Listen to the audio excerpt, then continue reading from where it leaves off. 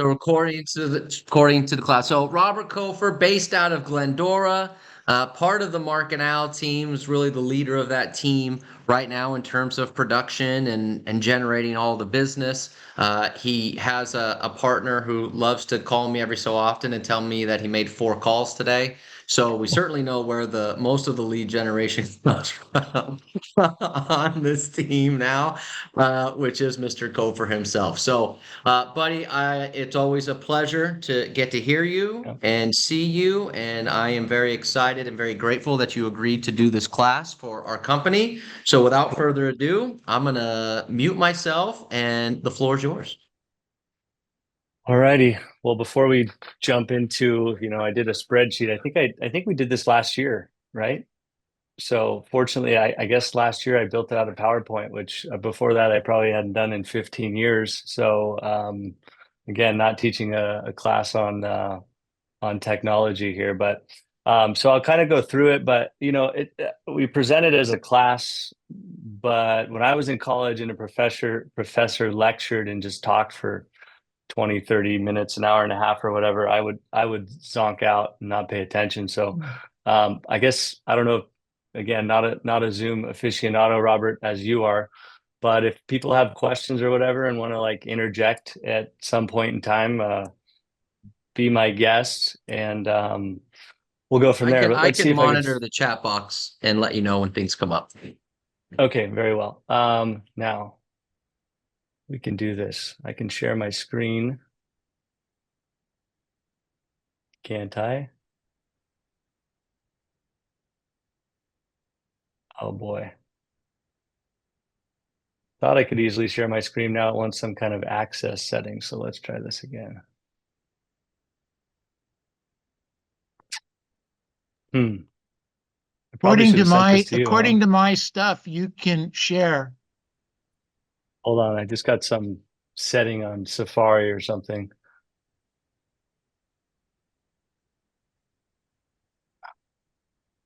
Oh, here we go. You guys seeing this? There you go.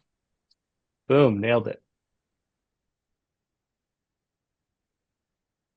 All right, perfect. So like I said, before I get into it, I'm just gonna go over, I don't know exactly what the direction of the class when it says pricing property, like we could sit here and I could run comps on a property in the MLS and you could watch. I don't know if that'll be helpful or not. If we have time, we can at the end.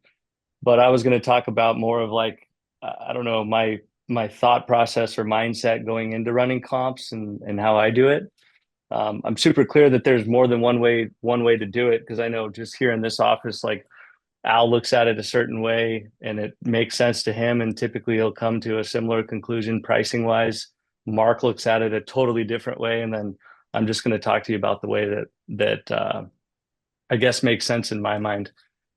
So yeah, before we get into it, I think we should all recognize that pricing property is a skill, right? You're either good at it or you're not. And like with any skill, there's some stuff that goes into it, right? Like number one, you have to make the decision that you want to get better at pricing property. So I guess we've all made that decision because here we are, we're taking a class on pricing property, which to be honest, I don't even know if classes were available at the time when I started doing it. I just learned from, Neil and Mark and Al and other agents that I spoke to. But when I was first getting started out in the business, like maybe some of you are, I practiced a lot. So I would just grab, a property in the MLS or have somebody print it out. Hey, buddy, it's Neil. Neil, really? I'd obviously cover the lost my train of thought. I'd cover the price, or I'd have Sophia or whoever, Laura at the time, print it out, pull a property, and then I would look at the photos and try to price it out. So highly recommend if you want to get better at pricing property to actually run those scenarios and practice, because the more confident you get with it, the better, or the more you practice, the more confident you'll get, and then the better you'll get at pricing property. And then the other aspect, besides just looking at one individual property and then trying to run comps on it and figure it out, is to know the market in the inventory. I think probably we're in all different markets, but we would probably agree. I know certainly here inventory is building, or at least it's higher than it has been seasonally than I've seen in probably any year that I've been in the business, and that's, you know, over a decade now. So knowing your market, knowing your inventory, and then beyond just checking the MLS hot sheet every day and seeing what's, you know, popping up in the MLS. I know you probably get harped on this too, but previewing properties. I mean, physically going out, walking through properties at least once or twice a week is going to be the best way to get better understanding of the market.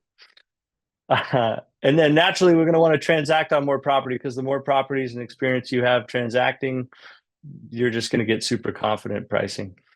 And then the last thing I said is ask for help. I mean, this company is so supportive, and there's people sitting in your office who have maybe have priced thousands of properties. So whenever even to this day, if I get stumped on a property or I just feel like I'm having a hard time determining a value, I'll just go ask Mohit or Brianna or whoever's available. I obviously won't tell them what I think of the price, because then that creates a bias, but just ask somebody else to run an evaluation, see what they think. I'm even willing to help sometimes within reason. And then the ultimate goal of increasing Robert, this skill. let me stop you for a second. Are you reading off of your screen, or are you supposed to be changing slides, or are you still just on? I'm just reading. I'm on the same slide. Is it on the same slide still? It says pricing property. So you haven't gone to slide 2 yet? I have gone to slide 2. It's not flipping Well, over on it's your not end? on the screen yet. Hmm. There it is. Yeah, but when I Okay. hit present, it should. So when I do this, it doesn't pop up full screen. It's just showing the. Now we can see the second slide. Yeah. Okay. Well, that's not what I'm seeing on my screen. So we're just going to look at it in this kind of janky mode, but that's okay. But anyways, the ultimate goal is to know your market so well that, you know, I had a buddy call me this morning, and his house is pretty specific. And he's like, "Hey man, what do you think? We're just kind of throwing stuff out there. What do you think my house is worth?" And I told him, shooting from the hip, it's 1.8 million.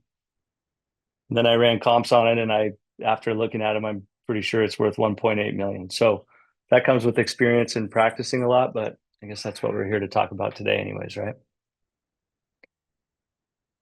All right, let's see if this, so now when I click here, you can see this slide, right? Yeah. Okay, Yes. cool. Yes. So just before I'm getting into, you know, going through CMAs, I usually try to do more than one at a time, because when you're in kind of like this flow state where you're real efficient, you could look through the photos fast. It for me is the best way to do it.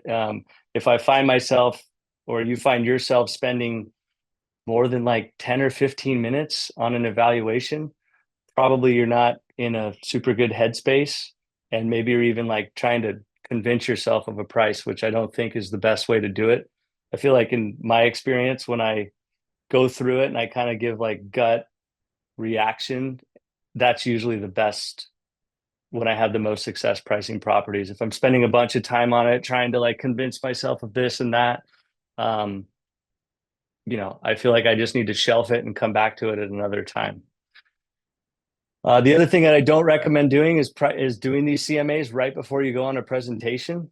I'll usually put it into my calendar, even though Neil says my time management is not the best. I usually will do my CMAs between like 5 to 6 a.m. And the reason for that is because I could just knock out 2, 3, 4, 5 of them in that time. And I feel like I'm in that mindset, so I could get them done in a more efficient, more effective. So, that's different for everybody. Some people might be better doing it in the middle of the day during lunch or whatever, but you just figure out what's best for you, put it in your schedule. And then before you go on the appointment, obviously I'll do what I call like a rebrief. I'll pull up the market evaluation and I'll just go over it, kind of give myself a refresher. And what else did I put here? Oh, and then if you have the time, I know sometimes I like to get to a listing appointment to go over this with people 15, 20 minutes early. I'll just kind of cruise around and look at the exterior of the houses if I haven't already showed or previewed them. But I think it's important because I want to be confident when I'm talking to the sellers. I want to be the professional. So if I show them a comp and they go, "Oh, was that the one with the fountain in the front yard?" I could go, "Oh yeah, no, the nice little white fountain to the left side of the front porch." And then I feel like you get a little bit better, what's a clout, I suppose, when you're actually going over those comps on paper or on your tablet or whatever. Make sense? Cool. Anybody have any questions thus far? There was a couple questions in the chat box about specifics. I don't know when you want to get into these, like, for example, swimming pool or no swimming pool, Main Street or residential, ADUs, things like that. So I don't know if you want to go through your presentation and then answer those types of questions at the end, or if you want to just, you might get to those at some point. Yeah, we're getting to slide. Those are on slide 8. So good Okay, questions. there you Then go. we'll just keep moving along. There you go. Okay, so mindset when I'm going into these evaluations, I always want to. This is kind of contradictory actually, because here I'm telling you like, hey, don't spend 10 or 15 minutes on it, or more than 10 or 15 minutes on it. But at the same time, those need to be efficient minutes, because I always look at it as if I was going to be, let's say, an expert witness at a a court hearing or something. I really want to be the most knowledgeable person about that property. So, like on West Hills, for example, Robert, I was so out of my element pricing that property, but that's because I hadn't invested all the time and I didn't have all the market data and research going into it. So on that evaluation, I probably spent like an hour, because I was trying to become like, a knowledgeable agent in that market, which, truth be told, I'm probably not. And then the other thing I do is I try to put myself, as if I'm buying the property. We've all probably bought and sold property ourselves. Even if the property is something I wouldn't buy now, like maybe it's a starter home or a condo, I'll try to put myself into that headspace of like, okay, the first place I bought, I had a kid on the way. What would I have been looking for? Because when you're pricing the property, you're going to have to get into that headspace of what are the pros and cons that a buyer, if you put your buyer's hat on, what would they be looking at, et cetera. So, and that's to obviously owner occupied. I suppose if you're going to rent it out as well, you could look at, what kind of rent would I want? If it's a better neighborhood, would I take a lower cap rate, et cetera. But most of the properties we're selling are probably going to be, I shouldn't say most, but a lot of them are going to be owner occupied properties. And I think that's the best mindset to get into when you're trying to properly evaluate something. And then, just weird, like I call it perks and quirks, right? So perks remodeled versus non-remodeled, pool versus no pool. Big thing around here, and it may be different for different markets. Like for us, RV parking is a huge plus. A lot of people have boats and RVs and different things, and if they want to store, if they could store them at their house, it's a big value. That may be different for different markets. I mean, shoot, in Long Beach, just having a parking spot may add huge value, because God knows the parking is not fun there, or LA or wherever else. So things to think about. And then it quirks, if the property has a real weird floor plan, or maybe steps down. Like I have a listing coming up right now that the master bedroom just has steps down. It was an add-on, and it's a little bit funky. It's hard to properly quantify how much that will affect the value, which we'll go into that slide in a little bit, but just things to think about when you are looking at the property. All right. And then, I always ask myself questions, right? So somebody else brought up a traffic street versus say a cul-de-sac. So I try to look at it myself, like, okay, if I was to buy a house on a traffic street versus a cul-de-sac, what would it take for me to consider doing that? Well, it would probably take a discount if I felt like, oh, I got a really good deal, but I can then tolerate a traffic street for this period of time. That's a consideration. The other thing I would look at is, well, I'm on a traffic street, but I could fence in my front yard. Maybe I could put up some big hedges. How much does that cost me? 10, 15,000. So things to think about. I mentioned the RV as well. So, I had a big trailer for a while. I was paying $300 a month. So what's that? $3,600 a year to store it somewhere. So if I could buy a property that had RV parking for $50,000 more, what's the return on that?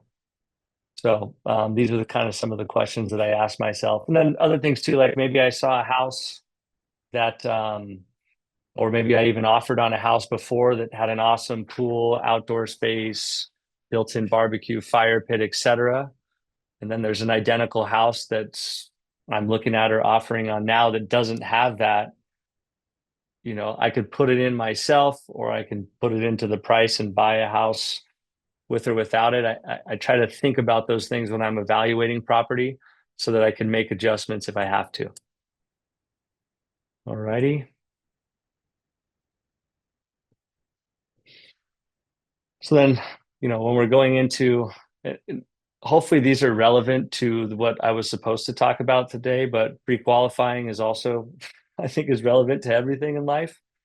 So I just wrote down some of the best questions that I'll ask in advance of going into, pricing a property, which I think we've all seen this one. If you had to rank your home on a scale of 1 to 10, 1, it needs a wrecking ball, 10, picture perfect model home, how would you rank it? They'll give it a ranking, and then you'll ask what would it take to get to a 10?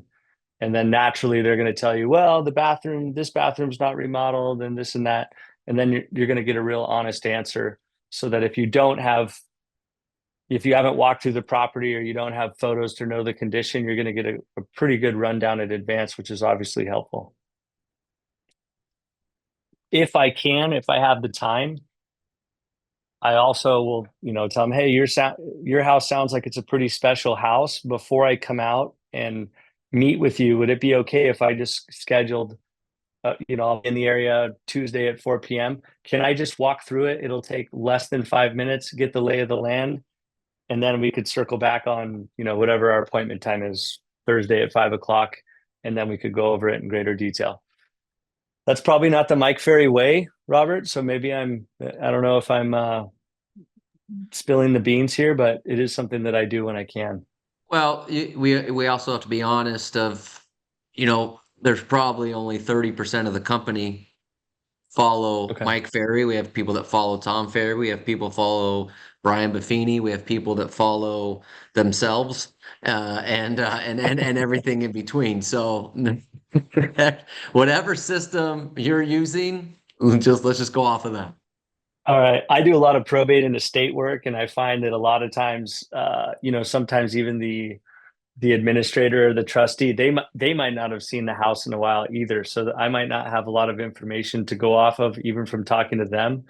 So use your best judgment. Obviously we want to be efficient. If we could just go to the house, go over the value, list the house in one shot, let's do it. But if we feel like, we need to do a little due diligence in advance, schedule a time, do a quick walkthrough, take some notes, get out of there, and then come back and do your presentation, and you'll be even more confident pricing it. And I think it demonstrates to the client too that you're willing to spend a little time on it. You're not just going to go on, do like a cookie cutter eval and come out and throw out a price range to them. All righty. So now we'll get into like actually digging into pricing property and running my evaluations. Again, recognize there's a lot of different ways to do it. So I'm just going to go over the way that I find is best with my goofy mind, and then we'll go from there. And there's some fact checking that I'll do after the evaluation as well. But usually what I'll do is I'll start broad. So I'll just plug in an address and I'll go with, whatever the default, I don't even know when my MLS is, a diameter of how far from that property. It might be a couple miles. Because I really want to see size, square footage, bedroom, bath count. I don't even care about that to start. I just want to see, did the neighbor's house sell? Did the house a couple doors down sell? Yeah, that house is 1,000 square feet bigger, but it sold for this price. And then I could at least sort of get like some kind of a baseline of what that neighborhood is doing. So I'll usually start broad just to see like generally what houses are selling for in the neighborhood. And then from there, obviously we can narrow it down. There's different ways we can narrow it down. We could do it off of square footage. We could do it off of lot size, bedroom, bath count, single level versus 2-story. But I'll usually start to bring in that radius to a mile. I'll usually go plus or minus 200 square feet. So let's say there's a house that I'm going to list that's 1,500 square feet. I'll probably plug into the MLS anywhere from 1,300 to 1,700 square feet. And I won't even mess with bedroom bath count most of the time because, I could make adjustments or whatnot later on, but it's basically like a funnel, right? You start broad, you look at what's going on, you get a quick idea of what's going on in that general area, and then I can hone it down as best I can. In a perfect world, which I recognize that we do not live in, you're going to try to find I'm going to try to find 2 or 3 properties that are super similar. And if I don't have to make any serious adjustments, then that's like a win for me. I don't know if some of you go into listing presentations or evaluations with sellers and have like 5, 8, 9, 10 comps, but to me, it's just you're gonna lose them. And even I'll lose myself if I go that far. So I'll try to pick maybe 2 or let's say 3 good comparables, and those are what I'll really focus on. And then other things you definitely want to consider are school district's a big one. Like you could be in or county versus city. I know here in Glendora, you could go one block. I actually listed a property. One side of the street was city, and the other side of the street was county. So road maintenance are different. School district can be different. It's sheriff versus city police, and so that can make a difference too. So whenever I can, if I'm listing a property within the city limits, I'm going to try to not compare it to a property that's a county area. All right, so jumping in, do we have any more questions, or are we still hanging on like the adjustments and One stuff of the like that? questions you mentioned, CMAs, there's several different ways to do it. Can you share some of the different ways? Okay, well, I'm sharing the way that I start right now, which is starting broad and then trying to hone in on a couple comparables. And then, I just mentioned here, but again, contradicting myself, I'll try to find something where very little, if any adjustments have to be made, but there are properties that are unique and there are adjustments that will have to be made. So on this next page, and I'm almost kind of reluctant to share this page because this is just created in my head. I haven't even analyzed to go over like, oh, a pool adds this much value and a bedroom does this. I've asked appraisers before, hey, I have 2 houses with the same square footage. One of them has 3 bedrooms, one of them has 4 bedrooms. Is there an adjustment? And they go, well, yeah, the extra bedroom is adjusted at 15 to 20,000. In my experience, that may or may not be the case. So I probably wouldn't make serious adjustments for that. But let's say there's a house that's 1,500 square feet and another house that's 1,700 square feet and it does have a 4th bedroom, then I would probably make an adjustment of say 20,000. So here's this page. Is the screen still sharing? It's popping up something weird on my end. No, it shows the adjustment. You're on the adjustments page. It's showing the adjustments. Okay. So probably people would debate or say, no, it costs 100,000 to put a pool in, so it should be adjusted. To be honest, a lot of the pools, if it's a special pool, like the pool has water features or it's a brand new pool, it's really appealing, or it's a pool paired with like a built-in barbecue outdoor living space, that could add 150,000 easily in value. But if it's just a basic pool in the ground, like we sell houses all the time where the pool was put in the 50s or 60s and it's got cracks in it, and it's like a detriment to value in my mind. But from an appraisal standpoint, I've been told it could add 25 or 30,000 in value. I'm curious what other people's thoughts are on this because I'm here to learn too. Does anybody have an opinion on like what do you adjust for a pool, something beyond or below what I've mentioned here? You're about right, Robert. Okay, so you got it about the same. Cool. I feel validated. That's good. The other things that I'll put in there, solar. Obviously, the solar has to be paid off for it to really add value. I realize most of the houses you're assuming solar, and I don't think that adds any value, even though, of course, we'll try to use it as a marketing tool. I would say the biggest adjustments that I think that are percentage based are oversized lots, view lots, and then, I say traffic or like adverse locations. So we usually say 5 to 10% for that. And I feel like in my experience, so if you have a lot, say that's around here, average lot size is maybe 10,000 square feet, and then there's another lot that's 15,000 square feet, I'll usually tack on 5 to 10%, which is a big adjustment, I realize. But around here, those lots are few and far between.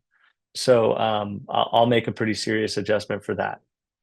And then same thing, it's not an exact science, but if I have two super similar houses, one's on a cul-de-sac, nice location, same lot size as another one that's on a traffic street, I might make an adjustment down for the traffic street for 5% or so. And then I listed some other ones: plumbing, electrical, flooring.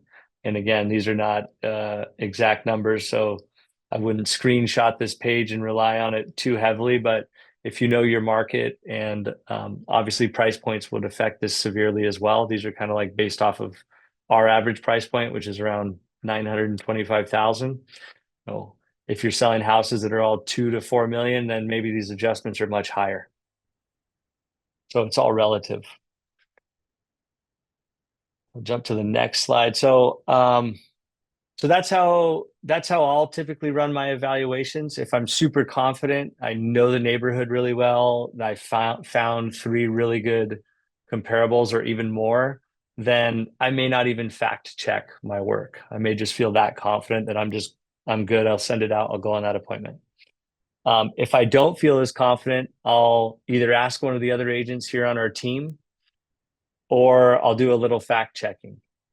So I call this slide Mark's methods. My dad looks at stuff a different way. He's always been, sometimes I look at his evaluations and I'm like, I have no idea how you got here, but somehow we came to the same number. So obviously both of our ways work. But what he'll do and what I'll do after the fact is, so let's say we're evaluating a property and you come to a price of $1 million. What my dad will do is he will go into the MLS, he'll look at the entire city or neighborhood, he'll go back maybe as far as a year, and then he'll simply plug in a price, let's say 950 to $1,050,000, and he'll look at everything that transacted, larger, smaller houses, and he'll just say, for this price, what does my money get me? Okay. He'll also, I think I wrote the slide up a year ago. We used to only be able to go back a couple months, but I feel like more recently I'm comfortable going back a year or sometimes 2, because at least in our market, the prices have been pretty, obviously there's fluctuations, but I feel like the prices have been pretty flat.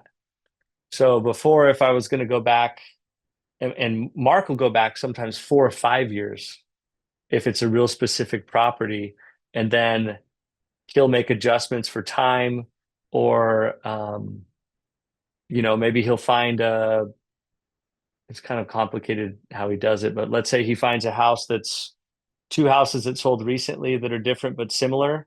He'll find 2 houses that sold 5 years ago that were kind of comparable to those 2, and then he'll see how far off they sold for then, and then he'll translate that to real time, which again for me is like way too much thought processing and work. But it's, if you're in a jam and you could establish some kind of a pattern and translate that over time, then I think it works. What else do I have here? So I think I pretty well covered that slide, guys. How much time? Are we almost out of time already, Robert? No, we got time. Go ahead. Okay. And then the last thing, and I laugh when I'm reading this, because obviously we tell people Zillow, Realtor.com, Redfin, all those things are total garbage, right? But to be honest with you, if they're kind of cookie cutter homes, I mean, they've created some kind of an algorithm that it may be accurate. So I always, before I present an evaluation, I don't look at it before, because I don't want any of those numbers in my head. So let's be clear on that. But when I'm done, I realize that all of the people that I'm meeting with are looking at these numbers, right? So it might, if that number comes up, Zillow's at this, Trulia, Redfin's at this, and they're all real close to the number I came up with. Well, then I feel even more confident because I know that that's what the seller's probably expecting. So I wouldn't rely on these online evaluations. We have HomeBot and all these different things, but I do think that they're valuable to look at after you're done with your evaluation.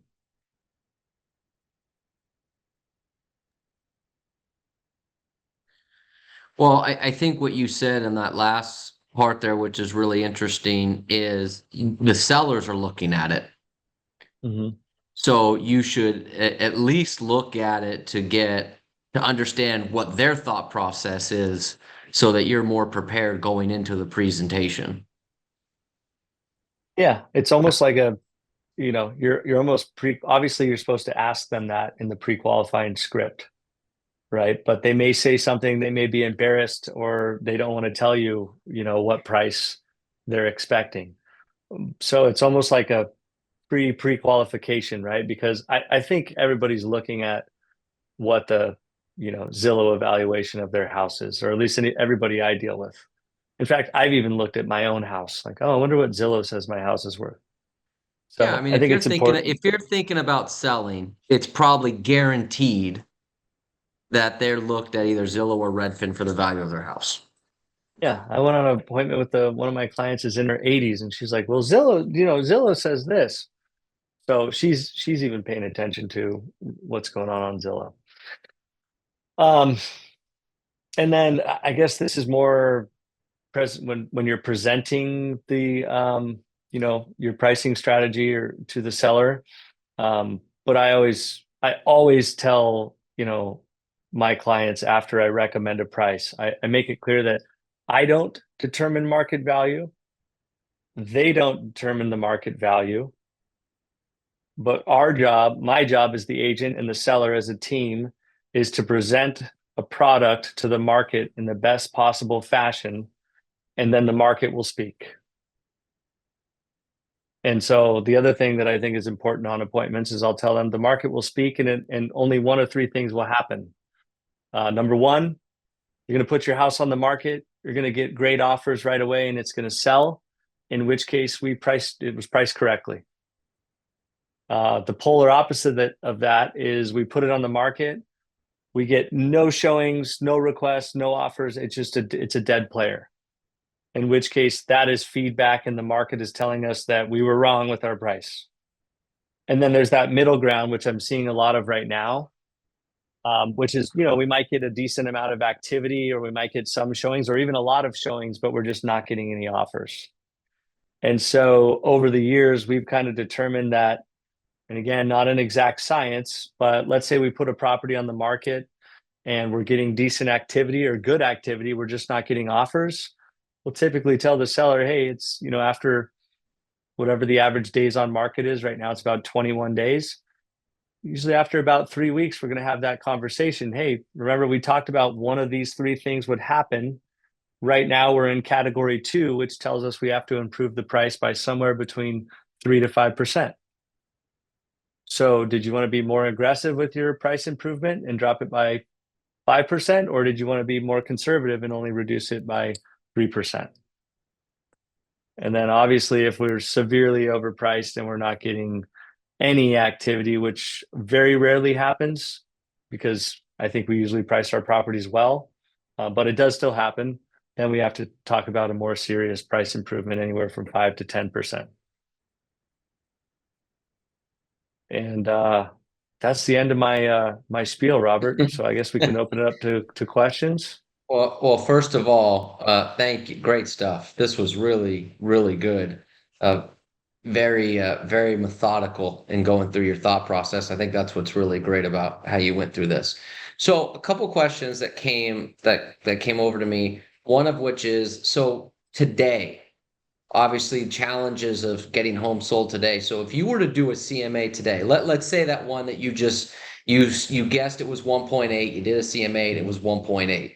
Would you suggest to price it at 1.8, or would you suggest to price it a little bit lower in today's market?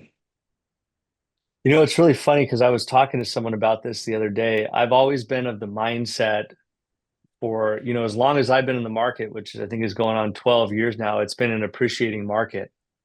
And so that pricing strategy, I never agreed with the pricing strategy of severely underpricing something.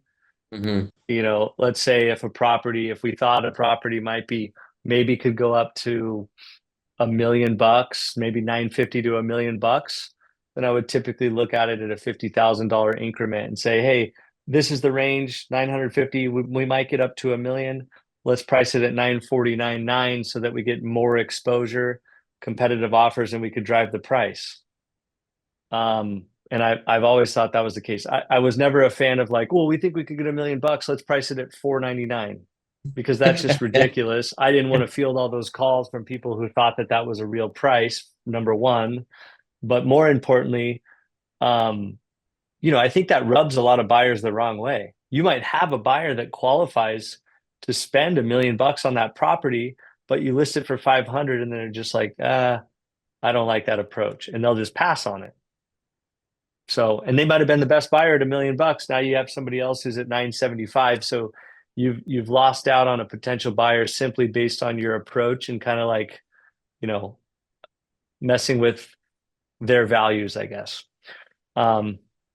So what's interesting is I've had to make a shift recently because I don't know what you guys are seeing, but I'm noticing that most of the buyers that we're working with, and then a lot of the offers that I'm seeing on listings, none of them are coming in at full price or above asking anymore. It seems like there's some talk in the market, which I think is probably accurate, talk like, oh, you know, sellers have to be more negotiable.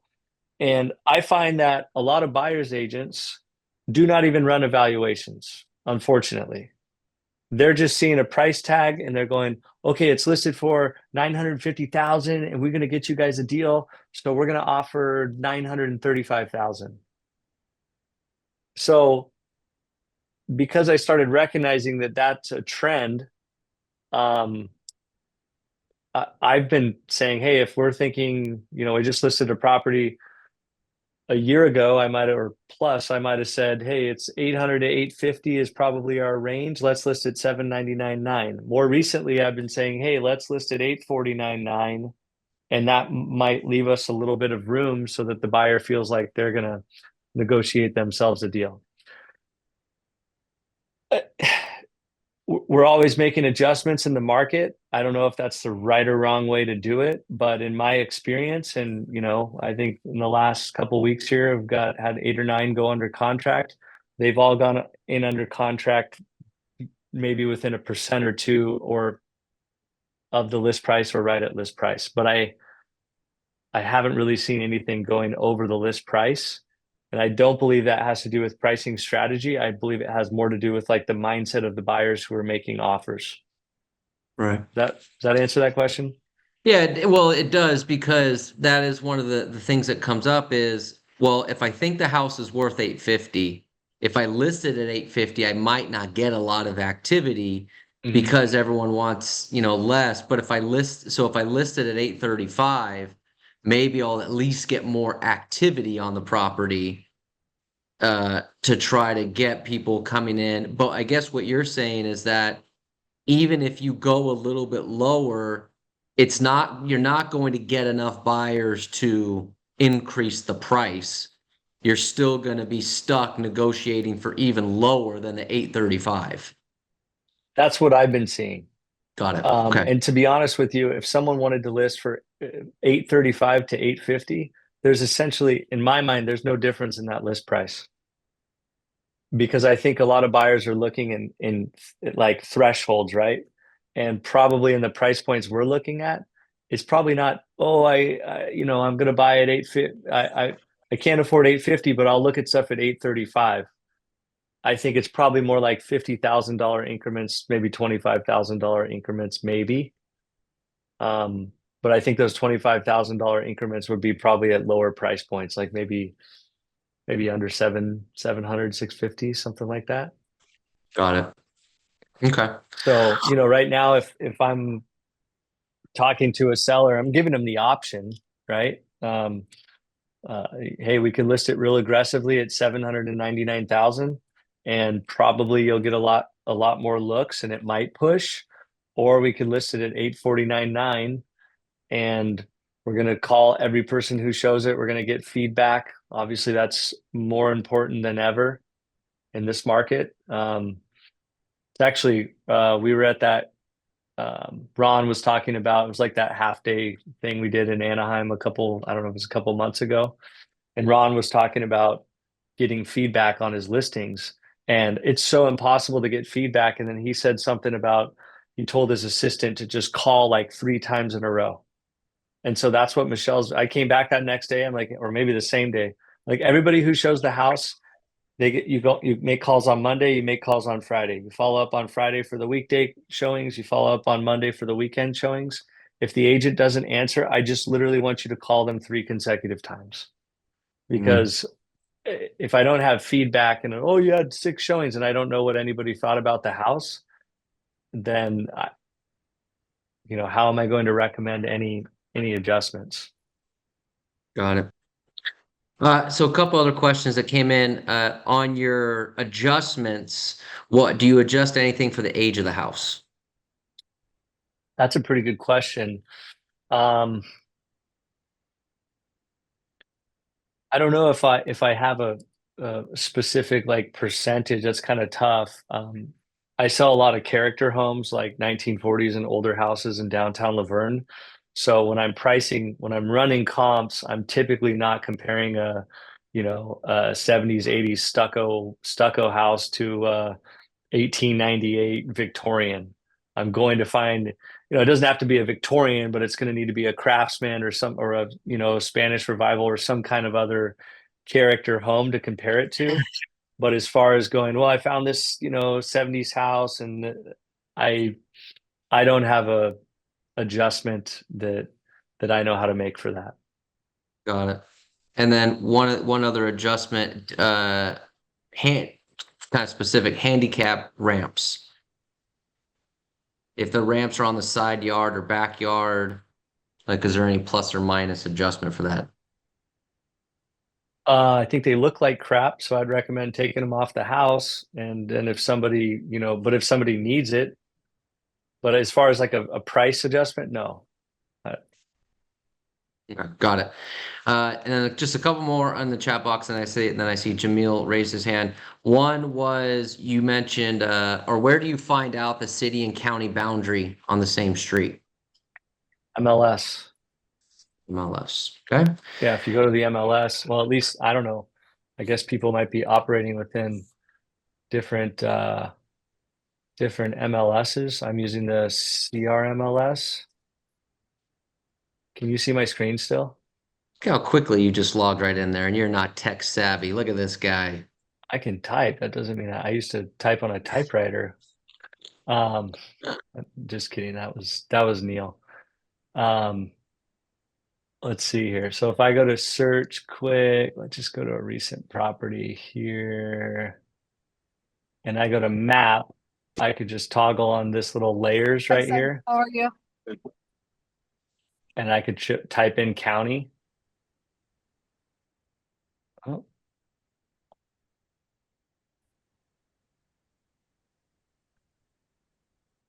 How was I? Well, maybe they changed this in my system.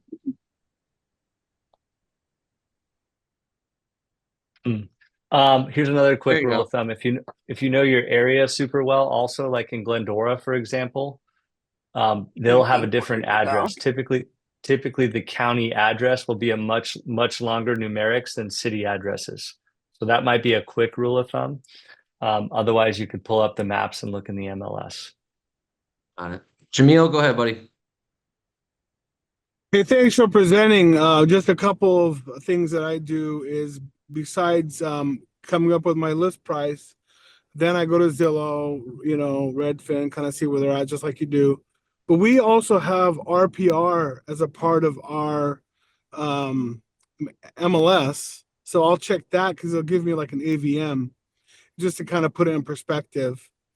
But regarding the feedback, I get an email from the Supra box. And so I'll save that email if it's the weekend, and I'll go back and I'll just, from my phone, click on the number, send a message. Hey, thanks for showing my property. What was your feedback? What was your client's feedback? And it's a quick text message. And 90% of the time, I get a reply. And now I've got it in writing where I could show my clients if I have to. It's not verbal. Yeah, so we have showing time as well. All of our showings are scheduled through showing time, and they actually will get an automated text message, email, and a notification, like an app notification on their phone. But you're batting 900, and we're probably batting like 100 as far as agents responding. So maybe it's market specific, and the agents in our market are not helpful. But yeah, I think Supra definitely has an option for that as well. Well, I think also the message is coming from the agent. They know it's not through showing time. I get those too, and sometimes I'll ignore it. But if an agent reaches back out to me, it's a courtesy to just respond, right? I mean, they want us to give them feedback. Well, I expect the same thing, especially in this market. When it's a seller's market, who cares? The house is going to sell in a week. But in this market, when the agent is responding, which takes about 2 seconds to send the message to each agent, how many showings did you have? 5, 6, 10? Doesn't take more than 10 minutes to send a message saying, hey, and they know because, they scheduled the showing with me. So it's a little bit more personal than the showing time. Good tip. Yeah. Yep. Just, yeah. Thank you, Jamil. Good Suggestion. stuff. All right. Good stuff. All right. I know there was a few other questions, but I want to be respectful of Mr. Cofer's time on here. So, if you have any additional questions, put them in the chat box or send them over to me, and I will reach out to Robert on another time and ask those and get those over to you. But everyone, do me a favor, because I think this was really, really great information. Give this, except Jamil's driving, so please, Jamil, don't clap. But give this man a round of applause for taking his time and giving us some really great tips. So, Robert, thank you. Thank you. Thank you. Thank you. Thank you. Thank you. Thank you. Thank Thank you. you. Thank Thank you. you. Thank you. Thank you. Thank you, Robert. Absolutely Thank you, Robert. tremendous All right. stuff. So, uh, Could we have this presentation emailed to us so we can take a look in the near future? that's up to Mr. Cofer. Oh, I thought you meant the recording of the presentation. You want that? Sure. Yeah, I don't care. Okay. I'll send it to Robert. Just send it to me, and then I'll take care of it from there.